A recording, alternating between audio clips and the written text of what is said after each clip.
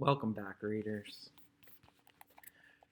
During the last decades, the interest in professional fasting has markedly diminished. It used to pay very well to stage such great performances under one's own management, but today that is quite impossible. We live in a different world now. At one time, the whole town took a lively interest in the hunger artist. From day to day of his fast, the excitement mounted. Everybody wanted to see him at least once a day. There were people who bought season tickets for the last days and sat from morning till night in front of his small barred cage. Even in the night time, there were visiting hours, when the whole effect was heightened by torch flares. On fine days, the cage was set out in the open air, and then it was the children's special treat to see the hunger artist. For their elders, he was often a joke that happened to be in fashion. But the children stood open-mouthed, holding each other's hands for greater security, marveling at him as he sat there, pallid in black tights, with his ribs sticking out so prominently, not even on his seat, but down among the straw on the ground, sometimes giving a courteous nod, answering questions with a constrained smile, or perhaps stretching an arm through the bars, so that one might feel how thin he was. And then again withdrawing deep into himself, paying no attention to anyone or anything, not even to the all-important striking of the clock that was the only piece of furniture in his cage, but merely staring into vacancy with half-shut eyes, now and then taking a sip from a tiny glass of water to moisten his lips. This is coffee, not water. Hope you're enjoying my reading of the complete works of Franz Kafka. I had Metamorphosis and Other Stories from the library, but I needed all of them. Completionist, famously a completionist, known for my ability to complete things. That's not in the book, guys. That's not in the book. We're going to read the book. I'm not going to interrupt because I have great focus. Besides casual onlookers, there were always relays of permanent watchers selected by the public, usually butchers, strangely enough, and it was their task to watch the hunger artists, day and night, 3 of them, in case he should have some secret recourse of nourishment. This was nothing but a formality, instituted to reassure the masses, for the initiates knew well enough that during the fast the artist would never, under any circumstances, not even under forcible compulsion, swallow the smallest morsel of food.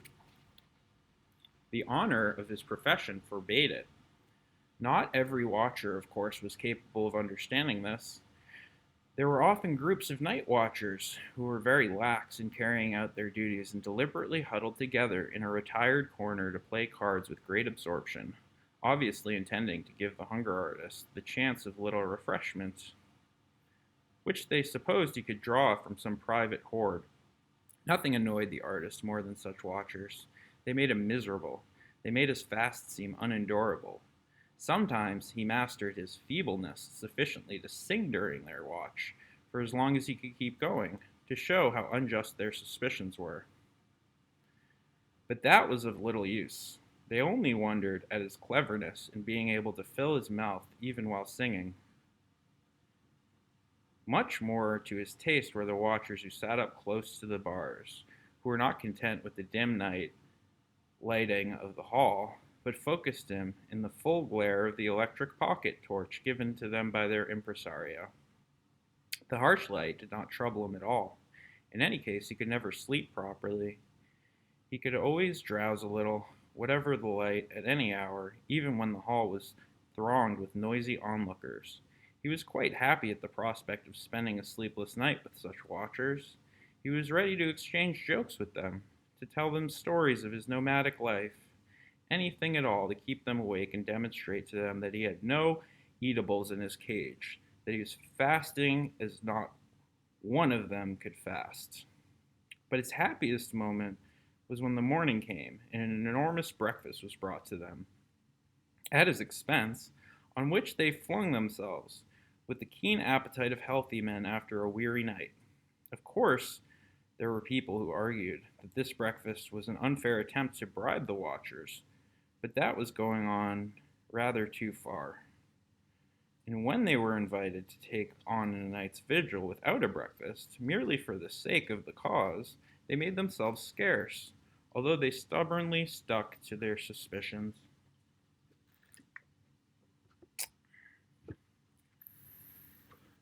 Vape. Kafka makes me want to vape. Such suspicions, anyhow, were necessary accompaniment to the profession of fasting. No one could possibly watch the hunger artist continuously, day and night, and so no one could produce first-hand evidence that the fast had really been rigorous and continuous. Only the artist himself could know that. He was therefore bound to be the sole completely satisfied spectator of his own fast. Yet for other reasons he was never satisfied. It was not perhaps mere fasting that had brought him to such skeleton thinness that many people had regretfully to keep away from his exhibitions, because the sight of him was too much for them. Perhaps it was his dissatisfaction with himself that had worn him down, for he alone knew, what no other initiate knew, how easy it was to fast. It was the easiest thing in the world. He made no secret of this. Yet people did not believe him. At the best, they set him down as modest. Most of them, however, thought he was out for publicity or else some kind of cheat who found it easy to fast because he'd discovered a way of making it easy, and then had the impudence to admit the fact, more or less. He had to put up with all that, and in the course of time had gotten used to it. But his inner dissatisfaction always rankled, and never yet, after any term of fasting, this must be granted to his credit, had left the cage of his own free will. The longest period of fasting was fixed by his impresario at 40 days. Beyond that term he was not allowed to go, not even in great cities. There was good reason for it, too. Experience had proved that for about 40 days the interest of the public could be stimulated by increasing steadily pressure of advertisement. But after the town began to lose interest, sympathetic support began notably to fall off.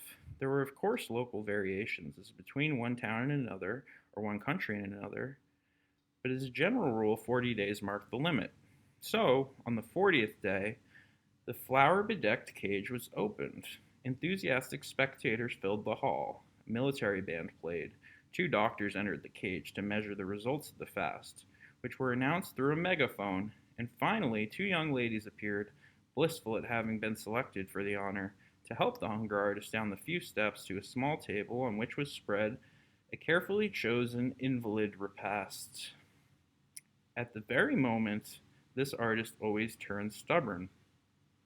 True, he would entrust his bony arms to the outstretched helping hands of the ladies, bending over him, but stand up he would not. Why stop at this particular moment after 40 days of it? He had held out for a long time, an illimitably long time. Why stop now, when he was in his best fasting form, or rather, not quite yet in his best fasting form?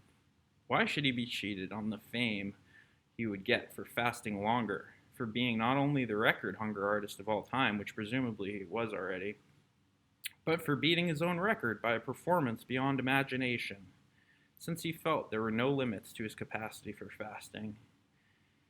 His public pretended to admire him so much. Why should it have so little patience with him? If he could endure fasting longer, why couldn't the public endure it? Besides, he was tired. He was comfortable sitting in the straw, and now he was supposed to lift himself to his full height, go down to a meal, the very thought of which gave him nausea. Nausea? Am I going to have to read? I could read nausea. It's not that long. That only the presence of the ladies kept him from betraying, and even that with an effort. He looked up into the eyes of the ladies, who were apparently so friendly and in reality so cruel, and shook his head, which felt too heavy on its strengthless neck. But then there happened yet again what always happened.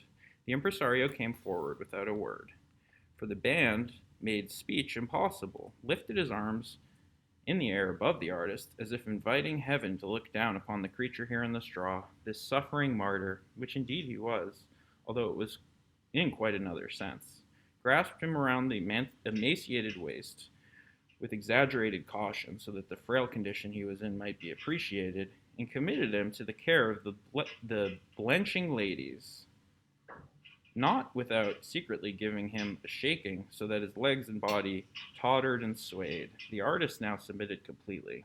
His head lolled on his breast, as if it had landed there by chance. His body was hollowed out. His legs, in spasm of self-preservation, clung to each other at the knees, yet scraped on the ground as if it were not really solid ground, as if they were only trying to find solid ground, and the whole weight of his body, a featherweight after all, relapsed onto one of the ladies, who was not looking around for help and painting a little. This post of honor was not at all what she had expected it to be. First stretched her neck as far as she could keep her face at least free from contact with the artist, then finding this impossible, and her more fortunate companion not coming to her aid but merely holding extended in her own trembling hands the little bunch of knuckle bones that was the artist's, to the great delight of the spectators, burst into tears, and had to be replaced by an attendant who had long been stationed in readiness. Then came the food, a little of which the impresario managed to get between the artist's lips, while he sat in a kind of half-fainting trance, to the accompaniment of the cheerful pattern designed to distract the public's attention from the artist's condition. After that, a toast was drunk to the performance. Supposedly prompted by a whisper from the artist in the impresario's ear, the band confirmed it with a mighty flourish. The spectators melted away, and no one had any cause to be dissatisfied with the proceedings, no one except the hunger artist himself, he only, as always. So he lived for many years, with small regular intervals of recuperation and visible glory, honored by the world, yet in spite of that troubled spirit, all the more troubled because no one would take his troubles seriously. What comfort could he possibly need? What more could he possibly wish for? And if some good-natured person, feeling sorry for him, tried to console him by pointing out that his melancholy was probably caused by fasting, it could happen, especially when he had been fasting for some time, that he reacted with an outburst of fury, and to the general alarm began to shake the bars of his cage like a wild animal.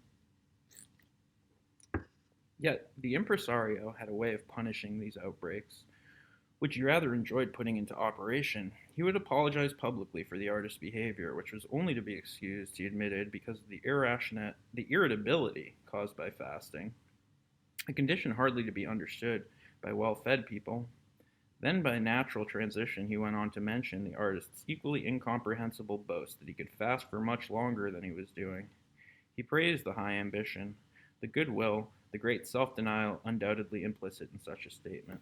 Then, quite simply countered it by bringing out photographs, which were also on sale to the public, showing the artist on the 40th day of the fast, lying in bed, almost dead from exhaustion.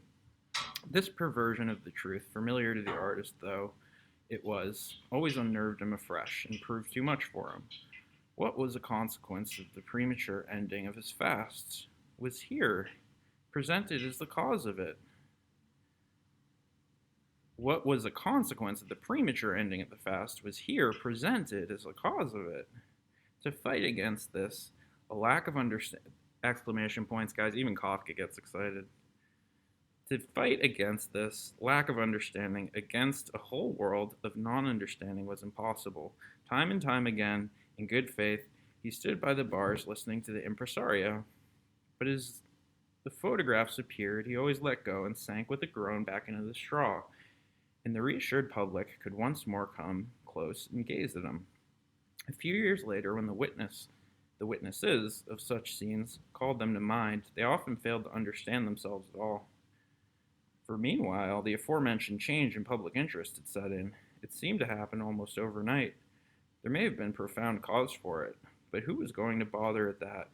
At any rate, the pampered hunger artist suddenly found himself one fine day by the amusement seekers who went streaming past him to other, more favored attractions, For the last time, the impresario hurried him half over Europe to discover whether the old interest might still survive here and there, all in vain everywhere, as if by secret agreement.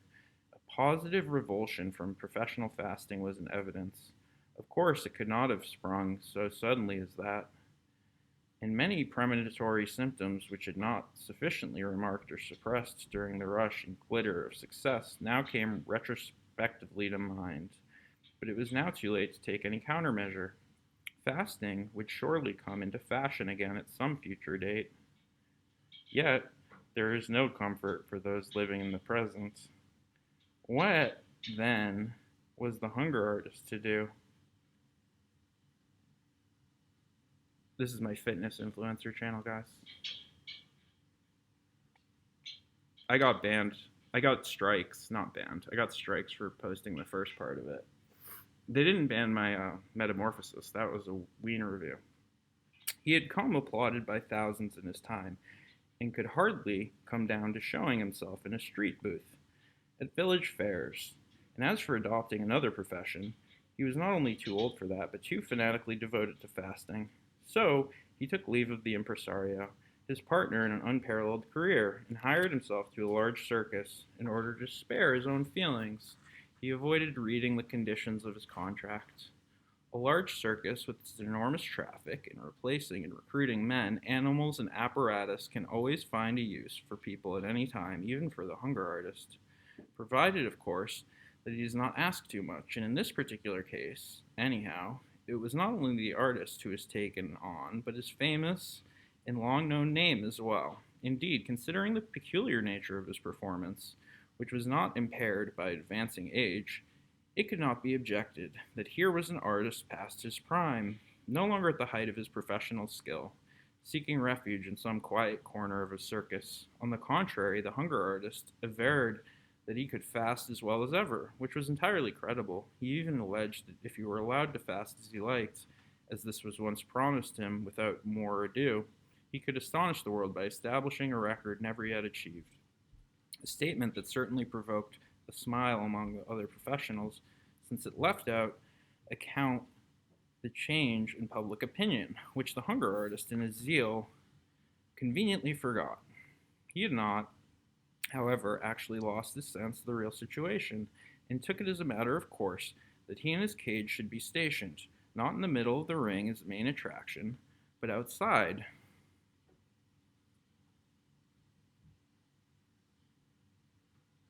Near the animal cages, on a site that was after all easily accessible, large and gaily painted placards made a frame from the cage and announced what was to be seen inside it. When the public came thronging out in the intervals to see the animals, they could hardly avoid passing the hunger artist's cage, and stopping there for a moment. Perhaps they might have even stayed longer had he not been pressing behind them in a narrow gangway, who did not understand why they should be held up on their way toward excitements of the menagerie, made it impossible for anyone to stand gazing quietly for any length of time. And that was the reason why the hunger artist, who had of course been looking through to these visiting hours as the main achievement of his life, began instead to shrink from them. At first he could hardly wait for the intervals. It was so exhilarating to watch the crowds come streaming his way, until only too soon, not even the most obstinate self-deception clung to almost consciously not even the most obstinate self-deception clung to most. Okay, I'm going to read that again. At first, he could hardly wait for the intervals. It was exhilarating to watch the crowd streaming his way, until only too soon, not even the most obstinate self-deception clung to almost consciously could hold out against the fact. The conviction was borne in upon that these people, most of them, to judge from their actions again and again, without an exception, were all on their way to the menagerie. Yes, German sentences, I love you. And the first sight of them from the distance remained the best. For when they reached his cage, he was at once deafened by the storm of shouting and abuse that arose from the two contending factions, which renewed themselves continuously, of those who wanted to stop and stare at him. He soon began to dislike them more than the others, not out of real interest, but only out of obstinate self-assertiveness, and those who wanted to go straight on to the animals. When the first great rush was past, the stragglers came along, and these, whom nothing could have prevented from stopping to look at him as they had breath, raced past with long strides, hardly ever glancing at him, in their haste to get to get to the menagerie. All too rarely did it happen that he had a stroke of luck when some father of a family fetched up before him with his children, pointed a finger at the hunger artist, and explained at length what the phenomenon meant, telling stories of earlier years when he himself had watched similar but much more thrilling performances, and the children, still rather uncomprehending, since neither inside nor outside school had they been sufficiently prepared for this lesson, what did they care about fasting? Yet showed by the brightness of their intent eyes that new and better times might be coming. Perhaps, said the hunger artist to himself many a time, things would be a little better if his cage were not set quite so near the menagerie. That made it easy, too easy, for people to make their choices, to say nothing of what he suffered from the stench of the menagerie, the animals' restlessness at night, the carrying past of raw lumps of flesh for the beasts of prey, the roaring at feeding times, which depressed him continually. But he did not dare to lodge a complaint with the management. After all, he had the animals to thank for the troops of people who passed his cage, among whom there might always be one here and there to take interest in him. And who could tell where they might seclude him if he called attention to his experience, thereby to the fact of that, strictly speaking, he was only an impediment on the way to the menagerie. A small impediment, to be sure, one that grew steadily less. People grew familiar with the strange idea that they could be expected in times like these to take interest in a hunger artist, and with this familiarity the verdict went out against him. He might fast as much as he could, and he did so, but nothing could save him now. People just passed him by. Just try to explain to anyone the art of fasting. Anyone who has no feeling for it cannot be made to understand it. The fine placards grew dirty and illegible. They were torn down. The little notice board telling the number of days achieved, which at first was changed carefully every day, had long stayed at the same figure, for after the first weeks, even this small task seemed pointless to the staff, so the artist simply fasted on and on, as he had once dreamed of doing, and it was no trouble to him, just as he always foretold. But no one counted the days. No one, not even the artist himself, knew what records he was already breaking. His heart grew heavy, and when once in a while some leisurely passer-by stopped, made merry over the old figure on the board, and spoke of swindling, that was in its way the stupidest lie ever invented by indifference and inborn malice, since it was not the hunger artist who was cheating. He was working honestly, but the world was cheating him of his reward. Many more days went by, however, and that came to an end. An overseer's eye fell on the cage one day, and he asked the attendants why this perfectly good cage should be left standing there unused with dirty straw inside. Nobody knew until one man, helped out by the notice board, remembered about the hunger artist. They poked into the straw with sticks and found him in it. "Are you still fasting?" asked the overseer. "When on earth do you mean to stop?" "Forgive me, everybody," whispered the hunger artist. Only the overseer, who had his ear to the bars, understood him. "Of course," said the overseer, and tapped his forehead with a finger and let the attendants know what state the man was in. "We forgive you."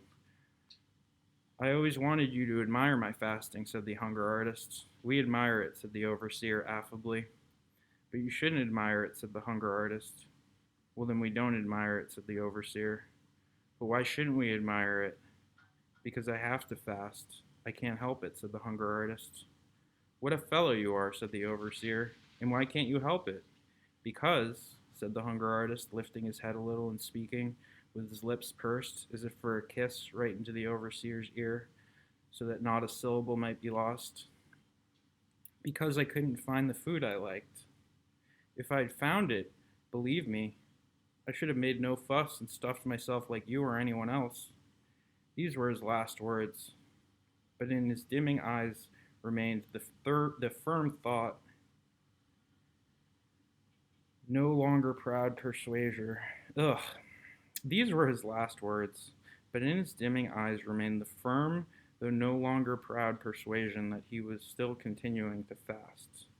"We'll clear this now," said the overseer, and they buried the hunger artist, straw and all. Into the cage they put a young panther. Even the most insensitive felt it refreshing to see this wild creature leaping around a cage that had so long been dreary. The panther was all right. The food he liked was brought without hesitation by the attendants. He seemed not even to miss his freedom. His noble body, furnished almost to the bursting point with all that it needed, seemed to carry freedom around with it too. Somewhere in his jaws it seemed to lurk, and the joy of life streamed with such an ardent passion from his throat that the onlookers, it was not easy to stand the shock of it, but they braced themselves, crowded around the cage, and did not want ever to move. Happy Sunday, readers. It's a great story.